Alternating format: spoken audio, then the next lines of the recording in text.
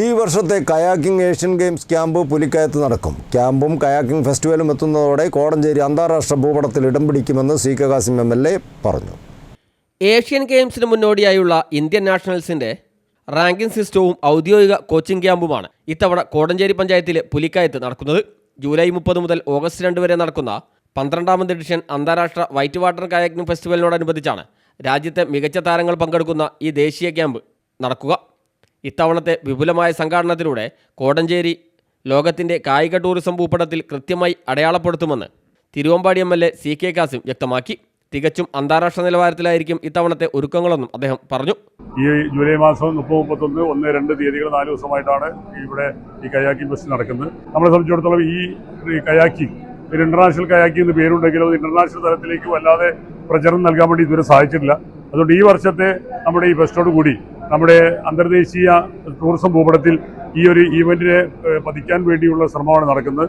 അതിനുവേണ്ടി കമ്മിറ്റിയും നാട്ടുകാരും എല്ലാവരും കൂടി ഒറ്റക്കെട്ടായി തദ്ദേശ സ്വയംഭരണ സ്ഥാപനങ്ങളും കൂടെ ഒറ്റക്കെട്ടായുള്ള ചില പദ്ധതികളും പരിപാടികളും ആസൂത്രണം ചെയ്തിട്ടുണ്ട്.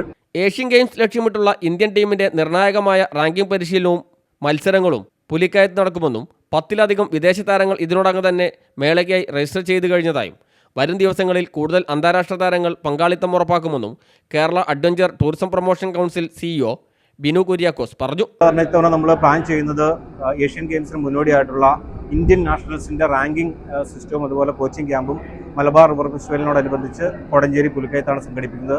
അതാണ് ഈ വർഷത്തെ നമ്മുടെ ഏറ്റവും പ്രധാനപ്പെട്ട പുതിയ വാർത്തകളുള്ളത്. കൂടാതെ മറ്റു പഞ്ചായത്തുകളെ കൂടി ഉൾപ്പെടുത്തിക്കൊണ്ട് മലബാർ റിവർ ഫെസ്റ്റിവലിൽ കിടപിടിക്കുന്ന തരത്തിലുള്ള പ്രീ ഇവൻറ്റുകൾ ആണ് നമ്മുടെ ഇവൻറ്റിന് മാറ്റുകൂട്ടുന്നത്. ആ കൂടുതൽ പ്രീ ഇവൻറ്റുകളെ സംബന്ധിച്ച് ആലോചനകൾ നടന്നിട്ടുണ്ട്. വ്യത്യസ്തങ്ങളായിട്ട് പ്രീ ഇവൻറ്റുകളും കൂടുതൽ കയാക്കർമാരെയും പ്രതീക്ഷിക്കുന്നു.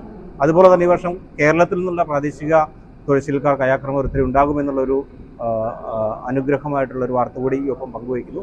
മേളയുടെ സുഗമമായ നടത്തിപ്പിനായി കോടഞ്ചേരി ഗ്രാമപഞ്ചായത്ത് രാജീവ് ഗാന്ധി ഓഡിറ്റോറിയത്തിൽ 12ാമത് മലബാർ റിവർ ഫെസ്റ്റിവൽ വിവിധ സബ് കമ്മിറ്റികളുടെ അവലോകനവും രൂപീകരണ യോഗവും നടന്നു. യോഗത്തിൽ CK കാസിം MLA അധ്യക്ഷനായി.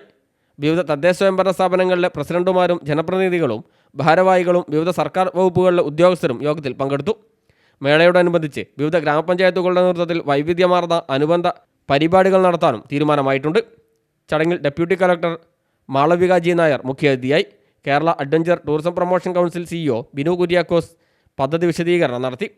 ദേശീയ അന്തർദേശീയ തലത്തിലുള്ള പ്രമുഖ കയാക്കർമാർ ഒന്നിച്ചെത്തുന്നതോടെ കോടഞ്ചേരിയുടെയും മലബാറിൻ്റെയും ടൂറിസം വികസനത്തിൽ വലിയൊരു കുതിച്ചുചാട്ടത്തിനാവും കയാക്കിംഗ് മേള സാക്ഷ്യം വഹിക്കുക. News bureau, Kodanchery.